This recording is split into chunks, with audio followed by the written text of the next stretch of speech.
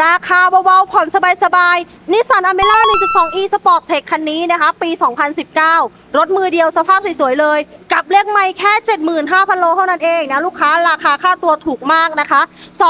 259,000 บาท คันนี้ฟรีดาวน์ผ่อนแค่ 5,000 เท่านั้น ใครสนใจอยากได้รถสวยๆไปใช้งานบอกเลยว่าห้ามพลาดนะคะ แนะนำไปหนึ่งทางเลือกเลย ได้ไฟหน้าแบบบันติรีเฟกเตอร์มาพร้อมกับไฟเดย์ไทม์โคมไฟเดิมไม่มีรอยแตกรอยร้าวคันนี้ลงแม็กมาให้ด้วยนะคะแม็กขอบ15 นิ้วพร้อมซิ่งเลยนะ กระจกเดิมทุกบานนะคะลูกค้าสภาพสวยๆเลยผ่อนแค่ 5,000 เท่านั้นนะใครสนใจบอกเลยว่ารีบติดต่อมาด่วนๆได้เลยนะคะช่วยทุกคันดันทุกเคสต่างจังหวัดก็ออกได้เรามีไฟแนนซ์ไปทำสัญญาให้ถึงที่นะคะสีเทาดำสีเดิมโรงงานมาพร้อมกับสเกิร์ตรอบคันนะคะสปอยเลอร์ติดตั้งให้จากโรงงานนะเซ็นเซอร์กันชนด้านหลังอีก3ตำแหน่งนะคะลูกค้า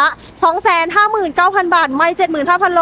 ฟรีดาวน์ผ่อน 5,000 ใครสนใจติดต่อหานัดได้เลย 098 260 9587 นัดเพชรยนต์ช่วยทุกคันดันทุกเคสได้คันนี้ไปบอกเลยว่าโคตรคุ้ม